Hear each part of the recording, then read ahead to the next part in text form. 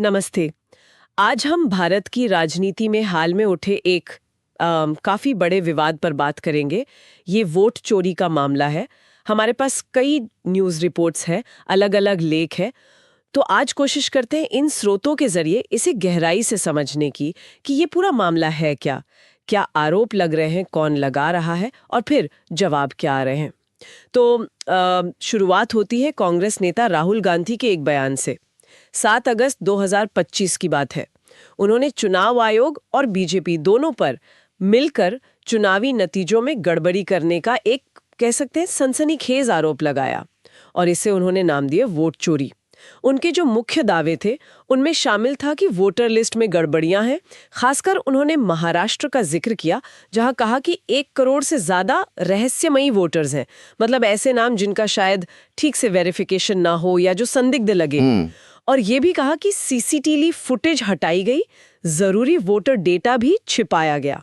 एक और बात जो उन्होंने उठाई वो ये कि कांग्रेस करीब 70 सीटें, वो भी 50,000 से कम वोटों के बहुत मामूली अंतर से हारी हैं, और कहा कि इन नतीजों की जांच होनी चाहिए। बैंगलोर के महादेवपुरा का भी एक खास उदाहरण दिया। वहां तो आरोप है कि एक ही पते पर सोचिए 1 लाख से ज्यादा संदिग्ध वोटर्स। हाँ, ये आंकड़े तो मतलब वाकई ध्यान खींचने वाले। और इन गंभीर आरोपों पर चुनाव आयोग का रिएक्शन भी फौरन आया। आयोग ने इन सभी दावों को सीधे सीधे भ्रामक कहा, मतलब गुमराह करने वाला। और दिलचस्प यह है कि सिर्फ खंडन नहीं किया।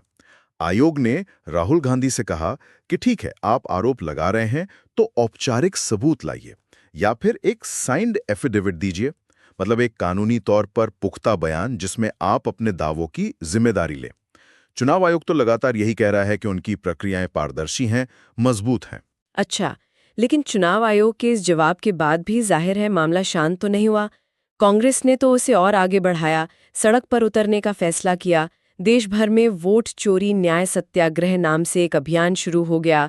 हमने देखा रीवा, भोपाल, ग्वालियर, कई शहरों ने विरोध प्रदर्शन हुए। मशाल जुलूस की भी खबरें थीं। हस्ताक्षर अभियान की योजनाएं भी बनी। हाँ, और पंजाब कांग्रेस के जो प्रमुख हैं अमरिंदर सिंह राजा वारिंग, उन्होंने भी इन आरोपों का पूरा समर्थन किया। उन्होंने भी खासकर महाराष्ट्र और बिहार की वोटर लिस्ट में बड़ी गड़बड़ियों की तरफ इशारा किया। और हरियाणा से भी ऐसी आवाजें उठी हैं ना? बिल्कुल। हरियाणा में कांग्रेस नेताओं का कहना था कि जब बैलेट पेपर गिने गए तब तो वो आगे चल रहे थे, लेकिन जैसे ही ईवीएम की गिनती शुरू हुई नतीजे पलट गए, वो पीछे हो गए। तो उनका मानना है कि ये जो पैटर्न है ये अपने आप में गड़बड़ी की तरफ इशारा करता है। इससे शक और गहरा होता है। लेकिन ये कहानी सिर्फ एक तरफा नहीं है, मतलब सिर्फ कांग्रेस के आरोप और विरोध प्रदर्शन ही नहीं है। दूसरी तरफ से भी पलटवार हुए, कुछ पुराने मुद्दे भी उछाले गए। क्या था वो सब? सही कहा।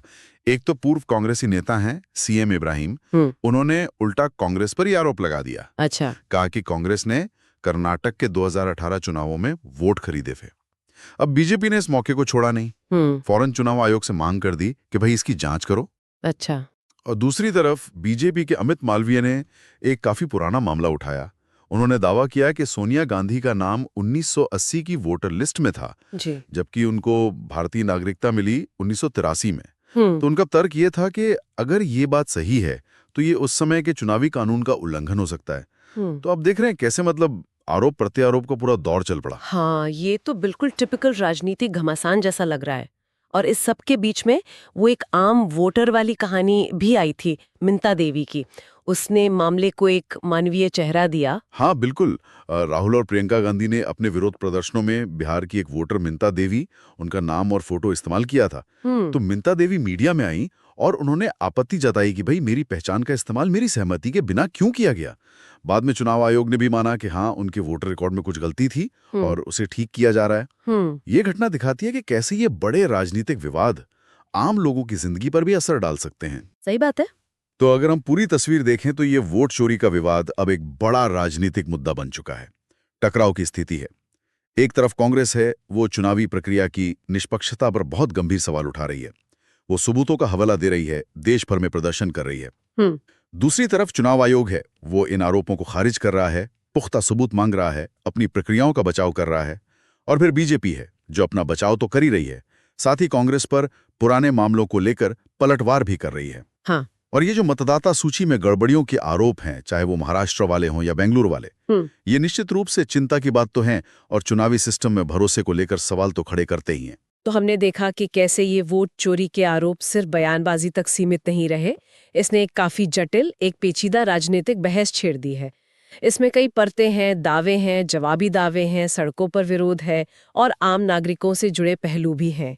ये मामला सिर्फ हार जीत से कहीं आगे निकल गया है। ये सीधे सीधे हमारी चुनावी प्रक्रिया की विश्वसनीयता और उसमें आम आदमी के भरोसे से जुड़ गया है। बिल्कुल। और ये पूरी बातचीत, ये पूरी चर्चा हमें एक बहुत जरूरी सवाल पर लाकर खड़ा करती है कि जब लोकतंत्र की नींव यानी चुनाव, उसी पर इतने गहरे शक उठने लगें, तो फिर नागरिकों का विश्वास बनाए रखने के लिए पारदर्शिता कितनी जरूरी है, जवाबदेही कितनी जरूरी है, और क्या हमारा जो मौजूदा सिस्टम है, जो प्रक्रियाएं हैं, वो इन सवालों का संतोषजनक जवाब देने में, इनका समाधान करने में सक्षम हैं? ये एक बड़ा सवाल है जिस पर शायद आगे भी बहुत बहस होगी।